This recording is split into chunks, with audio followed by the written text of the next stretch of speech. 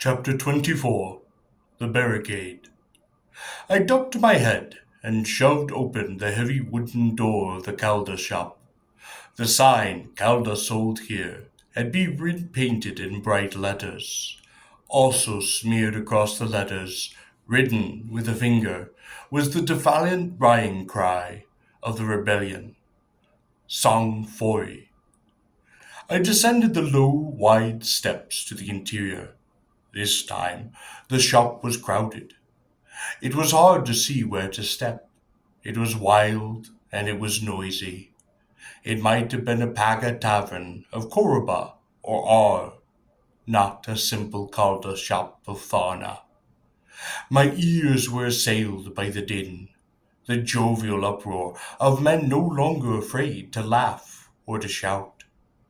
The shop itself was now hung with perhaps 100 lamps, and the walls were bright with the cast colors of the men who drank there.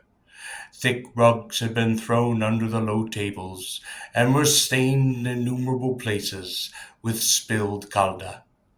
Behind the counter, the thin, bald-headed proprietor, his forehead glistening and his slick black apron stained with spices, juices, and wine, busily worked his long mixing paddle in a vast pot of bubbling calda. My nose wrinkled. There was no mistaking the smell of the brewing calda. From behind 3 or 4 of the low tables, to the left of the counter, a band of sweating musicians sat happily, cross-legged upon the rug, somehow producing from those unlikely pipes and strings and drums and discs and wires the ever-intriguing, wild, enchanting, beautifully barbaric melodies of Gor. I wondered at this, for the cast of musicians had been like the cast of poets exiled from Tharna.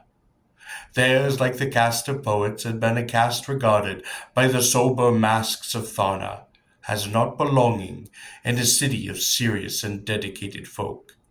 For music, like paga and song, can set men's hearts aflame, and when men's hearts are aflame, it is not easy to know where that flame may spread.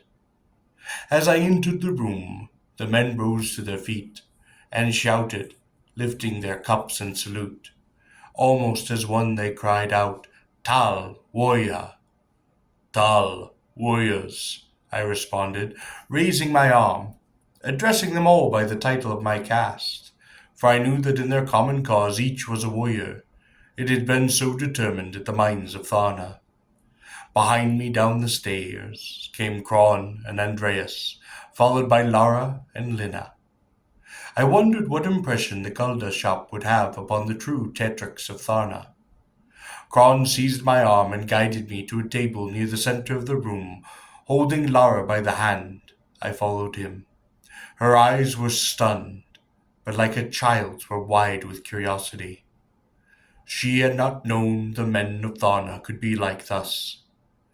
From time to time, as someone regarded her too boldly, she dropped her head or blushed. And at last I sat cross-legged behind the low table, and Lara, in the fashion of the Korean women, knelt beside me, resting upon her heels. When I had entered, the music had briefly stopped, but now Cron clapped his hands twice and the musicians returned to their instruments. Free Calda for all, cried Cron, and when the proprietor, who knew the codes of his caste, tried to object, Cron flung a golden tarn disc at him. Delightedly the man ducked and scrambled to pick it up from the floor. Gold is now more common here than bread, said Andreas, sitting out. To be sure, the food on the low tables was not plentiful, and was coarse, but one could not have known this from the good cheer of the men in the room. It might have been to them from the food of the tables of the priest-kings themselves, and even the foul calder to them, revealing in that first intoxication of their freedom, was the rarest and most potent of the beverages. Cron clapped his hands again, and to my surprise there was a sudden sound of bells, and 4 terrified girls, obviously chosen for beauty and grace, stood before our table, clad only in the scarlet dancing silks of Gor. They threw back their heads and lifted their arms, and to the barbaric decadence set by the musicians, danced before us. Laura, to my surprise, watched them with delight. Where in Thana, I asked, did you find pleasure slaves? I noted that the throats of the girls were encircled by silver collars. Andreas, who was stuffing a piece of bread into his mouth, responded, his words a cheery mumble. Beneath every silver mask, he averred sententiously, there is a potential pleasure slave. Andreas, cried Lena, and she made as if to slap him for his impudence. But he quieted her with a kiss, and she playfully began to nibble at the bread clenched between his teeth. Are these truly silver masks of Tharna? I asked Kron skeptically. Yes, he said. Good, aren't they? How did they learn this? I asked. He shrugged. It must be instinctive in a woman. They are untrained, of course.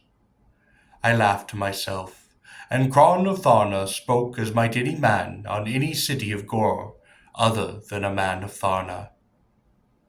Why are they dancing for you? Asked Lara. Because they will be whipped if they do not, said Kron. Laura's eyes dropped. You see the collars, said Kron, pointing to that slender, graceful band of silver each girl wore at her throat. We melted the masks, using the silver for the collar. Other girls now appeared among the tables, clad only in a chamiscus and silver collar, and suddenly, silently, began to serve the calder which Kron had ordered. Each carried a heavy pot of that foul brewing brew, and cup by cup replenished the cups of the men. Some of them looked enviously at Lara, others with hatred. Their looks said to her, why are you not clad as we?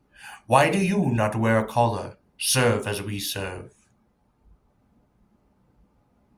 And to my surprise, Lara removed her cloak and took the pot of calda from one of the girls and began to serve the men.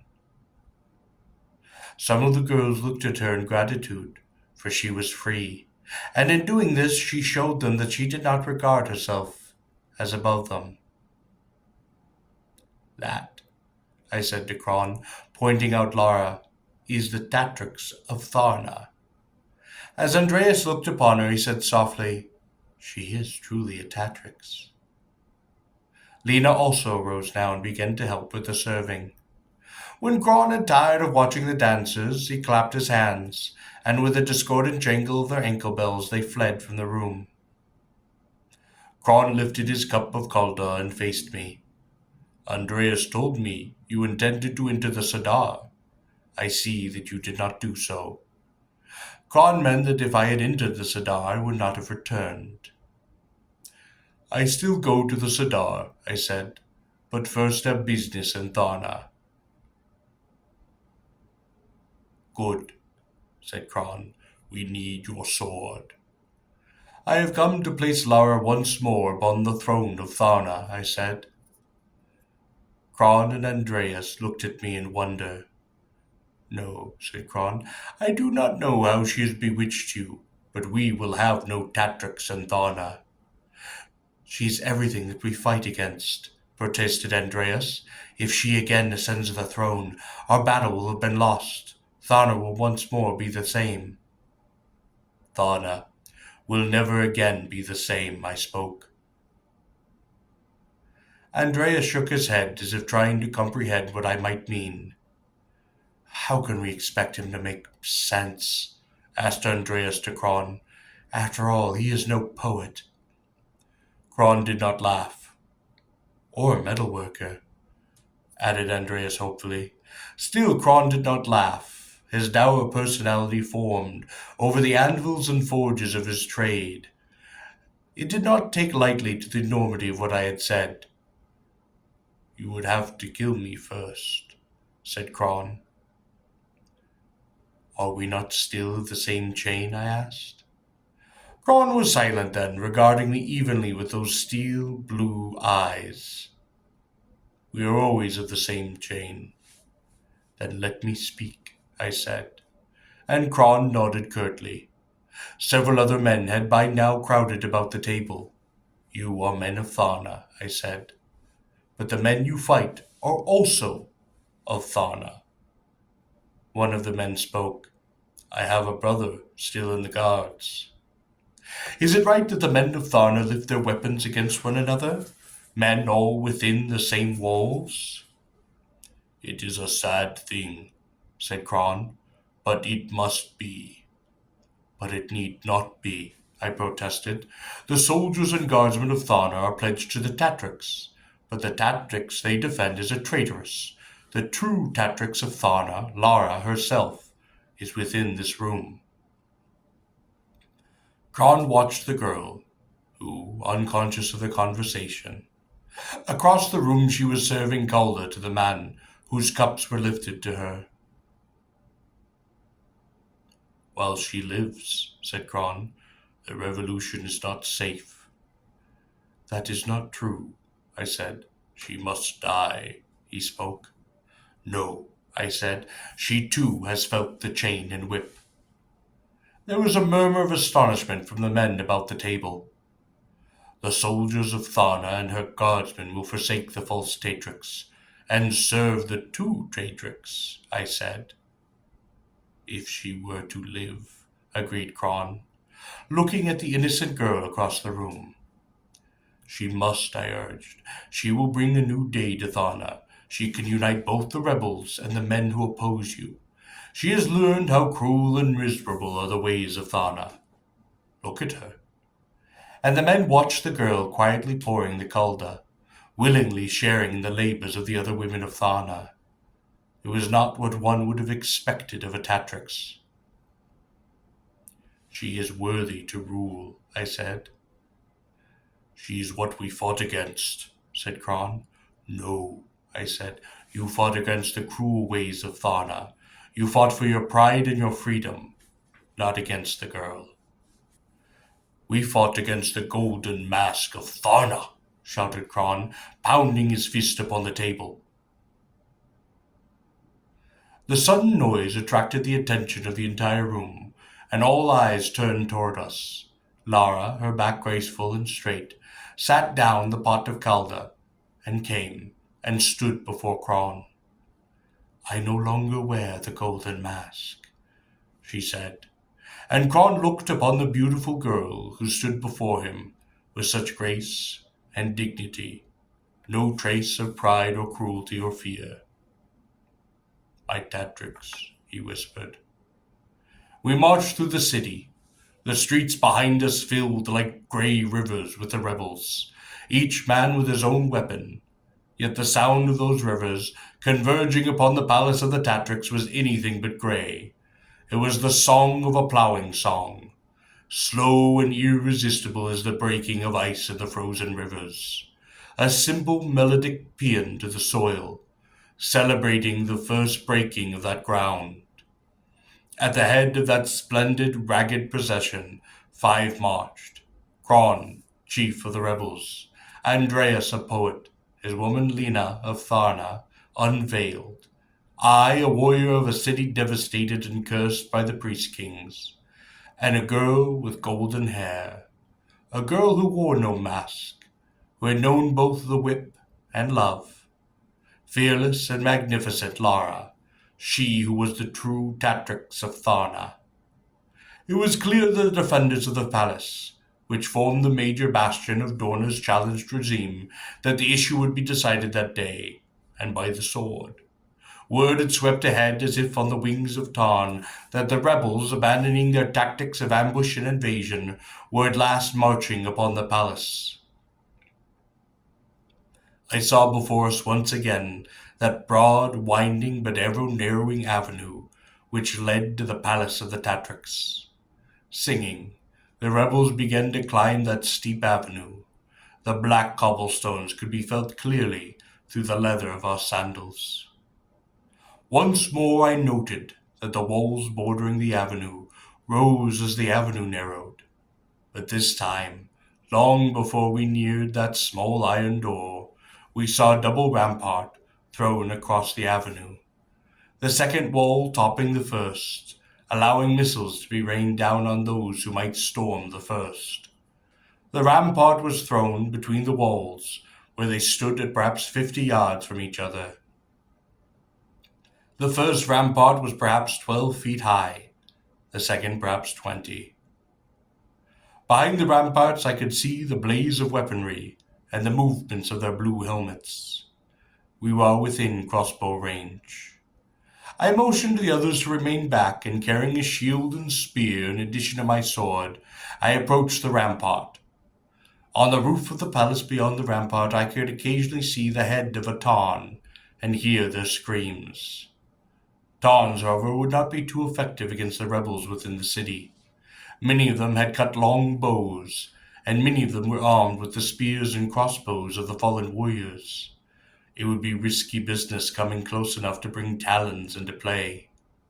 And should the warriors have attempted to use the Tarns merely to fire into the crowd, they would have suddenly found the streets deserted until the shadow of the bird had passed, and the rebels could move another 100 yards closer to the palace. Trained infantry, incidentally, might move rapidly through the streets of a city, with shields locked over their heads, much in the fashion of the Roman testudo. But this formation requires discipline, precision, martial virtues not to be expected in the high degree of the rebels of Tharna. About 100 yards from the rampart, I put down the shield and the spear, signifying a temporary truce. A tall figure appeared upon the rampart, and did as I had done, and though he wore the blue helmet of Tharna, I knew it was Thorn. Once again, I began to approach the rampart. It seemed a long walk, and step by step I climbed that black avenue, wondering if the truce would be respected, if Dorna the Proud would rule upon that rampart rather than Thorn, a captain, a member of my own caste. I was certain that a bolt from some crossbow would have pierced my body without warning. And when at last I stood unslain upon the black cobblestones at the foot of the double rampart, I knew that though Dorna the Proud might rule in Tharna, though it might be she who sat upon the golden throne of the city, that it was the word of a warrior that ruled on those ramparts above me. "Tal, warrior," said Thorn, removing his helmet. "Tal, warrior," I said. Thorn's eyes were clearer now, clearer than I remembered them, and the large body which had been tending to corpulence had, upon the stresses of fighting, hardened back into muscular vigor. The purplish patches that marked his yellowish face seemed less pronounced now than before. 2 strands of hair still marked his chin in parallel streaks, and on the back of his head his long hair was still bound in a Mongol knot. The now clear, oblique eyes regarded me. "I should have killed you on the Pillar of Exchanges," said Thorn. I spoke loudly so that my voice might carry to all who manned the double rampart. "I come on behalf of Lara, who is the true Tetrix of Tharna.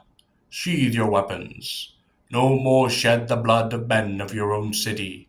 I ask this in the name of Lara, and of the city of Tharna and its people, and I ask it in the name of the codes of your own caste, for your swords are pledged to the true Tetrix, Laura, not Dorna the Proud." I could sense the reaction of the men behind the rampart. Thorn too now spoke loudly for the benefit of the warriors. "Lara is dead. Dorna is Tetrix of Tharna." "I live," cried a voice behind me. I turned, and to my dismay I saw that Laura had followed me to the rampart. If she were killed, the hopes of the rebels might well be blasted. The city would once more be plunged into civil strife. Thorn looked at the girl, and I admired the coolness through which he regarded her. His mind must have been in tumult, for he could not have expected that the girl produced by the rebels was the true Tetrix, and would actually be Laura. "She is not Laura," he said coldly. "I am," she cried. "The Tetrix of Tharna," sneered Thorn, looking upon the unconcealed features of Lara, "wears a golden mask." "The Tetrix of Tharna," said Lara, no longer chooses to wear the mask of gold. Where did you get this camp wench, this impostor? Asked Thorn. I purchased her from a slaver, I said. Thorn laughed, and his men behind the barricade laughed too. The slaver to whom you sold her, I added. Thorn laughed no longer. I called out to the men behind the barricade. I returned this girl, your Tatrix, to the Pillar of Exchanges, where I gave her into the hands of Thorn, this captain, and Dorna the Proud. Then treacherously I was set upon, and sent to the mines of Tharna, and Dorna the Proud, and Thorn, this captain, seized Lara, your Tatrix, and sold her into slavery, sold her to the slave Targo, whose camp is now at the fair of Ankara, sold her for the sum of 50 silver tarn discs. What he says is false, shouted Thorn. I heard a voice from behind the barricade. A young voice. Darna the Proud wears a necklace of 50 silver tarn discs. Dorna the Proud is bold indeed, I cried, to flaunt the very coins whereby her rival, your true Tatrix, was delivered into the chains of a slave girl. There was a mutter of indignation, angry shouts from the barricade. He lies, said Thorn. You heard him, I cried. Say to me that he should have killed me upon the Pillar of Exchanges. You know that it was I who stole your Tatrix at the amusement of Tharna. Why should I have gone to the Pillar of Exchanges if not to surrender her to the envoys of Tharna? A voice cried out from behind the barricade. Why did you not take more men with you to the Pillar of Exchanges, Thorn of Tharna? Thorn turned angrily in the direction of the voice. I responded to the question. Is it not obvious? I asked. He wanted to protect the secret of his plan to abduct the Tatrix and put Dorna the Proud upon her throne. Another man appeared at the top of the barricade. He removed his helmet. I saw it was the young warrior whose wound Laura and I had tended upon the wall of Tharna. I believe this warrior, he cried, pointing down to me. It is a trick to divide us, cried Thorn. Back to your post. Other warriors in blue helmets and grey tunics of Tharna had climbed to the top of the barricade to see more clearly what befell. Back to your posts, cried Thorn. You are warriors, I cried. Your swords are pledged to your city, to its walls, to your people, and your Tatrix. Serve her. I will serve the true Tatrix of Tharna, cried the young warrior. He leapt down from the barricade and laid his sword upon the stones at Lara's feet. Take up your sword, she said, in the name of Lara, the true Tatrix of Tharna. I do so, he said. He knelt on one knee before the girl and grasped the hilt of the weapon. I take up my sword, he said, in the name of Lara, who is the true Tatrix of Tharna. He rose to his feet and saluted the girl with the weapon. Who is true Tatrix of Tharna? He cried again. That is not Lara, cried Thorn, pointing to the girl. How can you be so certain? Asked one of the warriors on the wall. Thorn was silent, for how could he claim to know that the girl was not Laura, when presumably he had never looked upon the face of the true Tatrix? I am she, cried the girl. Are none of you here who have served in the chamber of the golden mask? None of you who recognize my voice? It is she, cried one of the men. I am sure, and he removed his helmet. You are Stam, she said, first guardsman of the North Gate, and can cast your spear farther than any man of Tharna. You were first in the military games of Ankara in the 2nd year of my reign. Another warrior removed his mask. You are Tai, she said, a townsman, wounded in a war with Thentris in the year before I ascended to the throne of Tharna. Yet another man took from his head the blue helmet. I do not know you, she said. Many men on the wall murmured. You could not, said the man, for I am a mercenary of Ar, who took service in Tharna only within the time of the revolt. She is Lara, cried another man. He leapt down from the wall and placed his sword also upon the stones at her feet. And once again she graciously requested that the weapon be lifted in her name, and it was. One of the blocks of the barricade tumbled into the street, the warriors dismantling it. Thorn had disappeared from the wall. Slowly the rebels, waved ahead by me, approached the wall. They had cast down their weapons, and singing they marched to the palace. The soldiers streamed over the barricade and met them in the avenue with joy, men of Tharna seizing one another in their arms, clasping their hands in concord. Rebels and defenders mingled gladly in the street, and brother sought brother among those who had minutes before been mortal foes. My arm about Laura, I walked through the barricade. Behind us came the young warrior, others of the defenders of the barricade, and Kron, Andreas, Lena, and many of the rebels. Andreas had brought with him the shield and spear, which I had put down in token of truce. I took those weapons from him.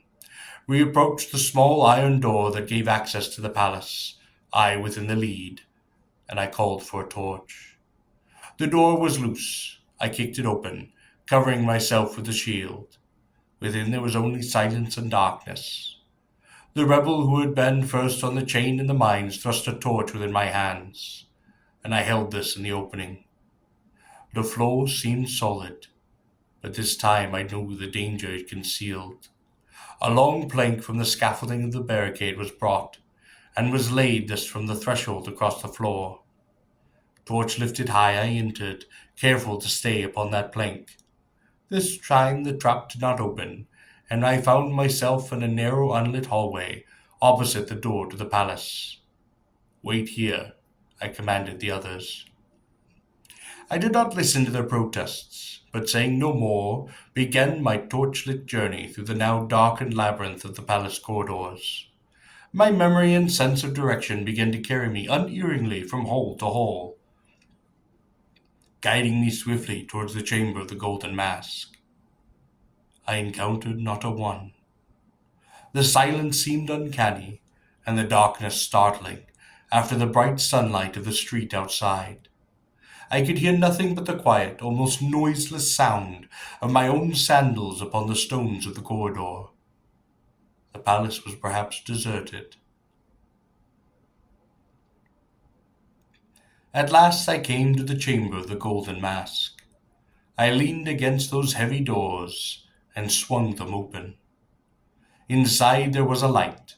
The torches on the walls still burned, and behind the golden throne of the Tatrix loomed that dull golden mask, fashioned in the image of a cold and beautiful woman. The reflection of the torches set in the walls flickering hideously upon its polished surface.